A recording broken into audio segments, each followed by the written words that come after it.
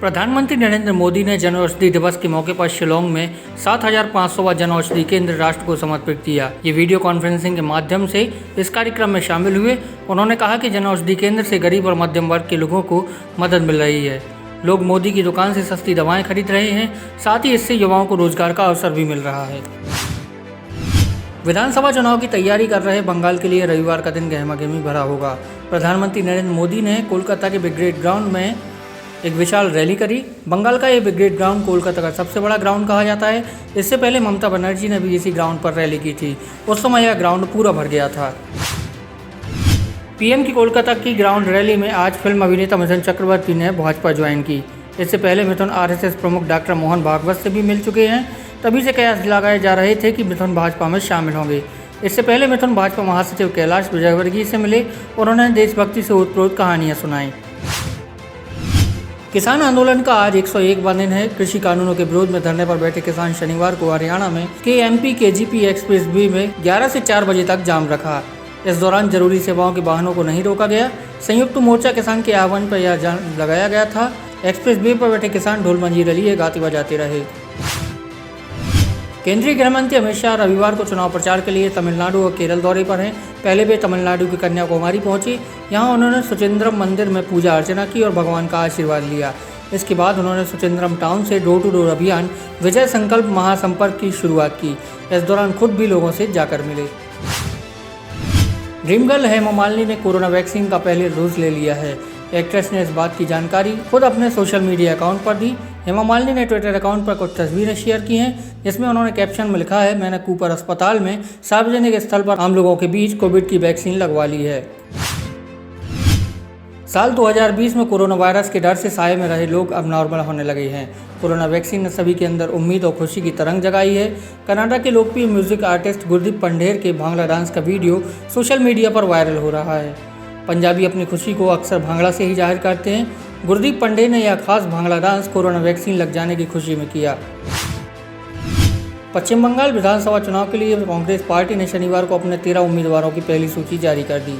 Party उम्मीदवारों की पहली लिस्ट में पश्चिम बंगाल प्रदेश कांग्रेस कमेटी के वरिष्ठ नेता नेपाल महतो का नाम भी शामिल है। महतो अपनी वर्तमान सीट बाघमुंडी से ही चुनाव लड़ेंगे।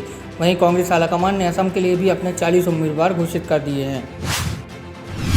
मध्य प्रदेश की पहली टूरिस्ट महिला गाइड रेखा चोपड़ा भोपाल में रहती हैं। बतौर टूरिस्ट गाइड रेखा ने 22 साल की उम्र में काम शुरू किया था। 55 साल की रेखा पिछले 33 साल से इस पेशे में है। उनकी लोकप्रियता का अंदाजा इसी बात से लगाया जा सकता है कि विदेशी महिला लुइस निकलसन ने फोर्ब्स इंडिया में लिखा था कि यदि आप सांची गए और रेखा चोपड़ा के साथ नहीं गए तो आपने सांची नहीं देखा। रेखा का कहना है कि टूरिस्ट गाइड बनने की प्रेरणा सास ससुर से मिली है। मां नर्मदा के ग्वारी घाट तट पर पिछले 9 वर्षों से हो रही महाआरती के इतिहास में 6 मार्च की तारीख स्वर्णाक्षरों में दर्ज हो गई। देश के 14वें राष्ट्रपति रामनाथ कोविंद मां नर्मदा की महाआरती करने वाले पहले राष्ट्रपति बन गए हैं। शाम 7:15 बजे महामहिम ग्वारी घाट तट पर पहुंचे तो रोशनी से नहाए तट की अनुपम सौंदर्यता भक्ति भाव को चरमोत्कर्ष पर पहुंचा रही थी। नर्मदा अष्टक और नर्मदा आरती में खड़े होकर महामहिम मां नर्मदा की भक्ति में लीन नजर आए। राष्ट्रपति रामनाथ कोविंद रविवार 7 मार्च की सुबह 9:30 बजे डोमना एयरपोर्ट से वायुसेना के हेलीकॉप्टर द्वारा दमोह जिले के लिए रवाना हो गए। राष्ट्रपति रानी दुर्गावती की पहली राजधानी रही सिंगौरगढ़ किले के रिनोवेशन और 26 करोड़ की लागत से होने वाले विकास कार्यों की आधारशिला रखेंगे। इस दौरान राज्यपाल आनंदीबेन पटेल और सीएम शिवराज सिंह चौहान के साथ केंद्रीय पर्यटन एवं सांस्कृतिक मंत्री प्रहलाद पटेल और इस्पात राज्य मंत्री फग्गन सिंह कुलस्ते मौजूद रहेंगे। राज्य निर्वाचन आयोग ने प्रदेश के 407 में से 344 नगरीय निकायों के चुनाव कराने की तैयारी कर ली है। यह माना जा रहा है कि 30 अप्रैल तक चुनाव प्रक्रिया संपन्न करा ली जाएगी। नगरीय निकाय चुनाव की तैयारियों को लेकर शनिवार को मुख्य निर्वाचन आयुक्त BP सिंह ने कलेक्टरों से चर्चा की। इस दौरान उन्होंने कलेक्टरों से इलेक्शन मोड में रहने को कहा है। यह पहला मौका है जब आयोग ने कलेक्टरों को चुनावी तैयारियों को लेकर स्पष्ट तौर पर निर्देश जारी किए हैं। बॉलीवुड एक्टर नवाजुद्दीन सिद्दीकी की पर्सनल लाइफ एक बार फिर चर्चा में है। हाल ही में नवाज की पत्नी आलिया ने एक इंटरव्यू में कहा है कि वह अब तलाक लेना नहीं चाहती और एक्टर्स के साथ अपने रिश्तों को दूसरा मौका देना चाहती हैं। अब आलिया के इस बयान पर नवाज का रिएक्शन आया है। हॉलीवुड की popular film fast and furious 9 25 जून को सिनेमाघरों में रिलीज होगी। इस बात की जानकारी एक्टर और प्रोड्यूसर विन डीजल ने खुद सोशल मीडिया पर फिल्म का टीजर शेयर कर दी है। उन्होंने टीजर शेयर कर लिखा, finally blessed and grateful. Director Justin Lin की इस फिल्म में WWE रेसलर और actor John Cena, actress Michelle Rodriguez, Jordana Brewster, Nathalie Emmanuel, Helen Mirren, Charlize Therons, actor Sung Kang, Tyrese Gibson और लुडाक्रस भी नजर आएंगे। ठाणे की व्यापारी मनसुख हिरेन की प्रारंभिक पोस्टमार्टम रिपोर्ट आ गई है। इसमें पता चला है कि मनसुख की बॉडी करीब 10 घंटे तक पानी में पड़ी थी। चेहरे और पीठ पर जख्मों के निशान भी मिले हैं। मनसुख का शव 5 फरवरी को ठाणे के करीब कलवा क्रीक में मिला था। पुलिस ने खुदकुशी की बात कही थी, लेकिन परिवार ने इसे इनकार कर दिया। मनसुख पिछले कुछ दिनों से जो कार चला रहे थे, वो 25 फरवरी को एंटीलिया से 200 मीटर की दूरी पर संदिग्ध हालात में विस्फोटकों के साथ मिली थी। साबरमती रिवर फ्रंट के पास खुद का वीडियो बनाकर खुदकुशी करने वाली आयशा का एक खत सामने आया है। यह खत उसने अपने पति आरिफ खान के नाम लिखा था। आयशा का केस लड़ रहे वकील जफर पठान ने शनिवार को यह खत अदालत में पेश किया। इसमें आयशा ने आरिफ के लिए लिखा है कि मैं तुमसे प्यार करती हूँ।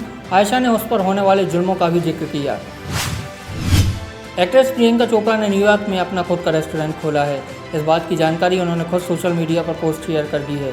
उन्होंने बताया कि उनके इंडियन रेस्टोरेंट का नाम सोना है और इसकी शुरुआत इस महीने के आखिरी तक हो जाएगी। प्रियंका के इस रेस्टोरेंट में इंडियन फूड मिलेगा। अपनी पोस्ट में प्रियंका ने नेम प्लेट और पति निक जोनस के साथ रेस्टोरेंट में पूजा की कुछ फोटोज भी शेयर की हैं। सड़क सुरक्षा को लेकर लगातार कदम उठाए जा रहे हैं ताकि हादसे कम हों, लेकिन कई बार कार दुर्घटना में ड्राइविंग सीट की बगल में बैठे लोग हादसे के शिकार हो जाते हैं, क्योंकि ड्राइविंग सीट की बगल वाली सीट पर एयरबैग की सुविधा नहीं होती। दरअसल आमने सामने की टक्कर में एयरबैग नहीं होने पर आगे बैठे लोगों की जान पर बनाती है। अब सरकार ने मोटर वाहनों में अगली सीट पर एयरबैग को अनिवार्य कर दिया है, यानी अब आगे की दोनों सीटें एयरबैग से सुसज्जित होंगी। जम्मू कश्मीर में रविवार को भूकंप के हल्के झटके महसूस किए गए। यहाँ अभी तक किसी के हताहत होने या संपत्ति के किसी तरह से कोई नुकसान पहुँचने की सूचना नहीं मिली है। आपदा प्रबंधन विभाग के अधिकारियों ने कहा कि सुबह 4 बजे आई इस भूकंप की तीव्रता रिक्टर पैमाने पर 2.9 मापी गई है। इसका केंद्र उत्तर में 33 डिग्री अक्षांश और पूर्व में 75 डिग्री देशांतर रहा। गुजरात के केवड़िया में आयोजित सैन्य कमांडरों की कॉन्फ्रेंस के बाद अधिकारियों को लेकर वापस लौट रहे सेना के एक हेलीकॉप्टर में अचानक तकनीकी खराबी आ गई। इसके बाद खेड़ा जिले में हेलीकॉप्टर की इमरजेंसी लैंडिंग करानी पड़ी। उस वक्त हेलीकॉप्टर में कुल 6 लोग सवार थे, जिसमें एक लेफ्टिनेंट जनरल, एक AOD अधिकारी, एक कर्नल के अलावा 2 पायलट और एक टेक्नीशियन सवार थे। हालांकि गनीमत रही कि इस घटना में कोई भी घायल नहीं हुआ।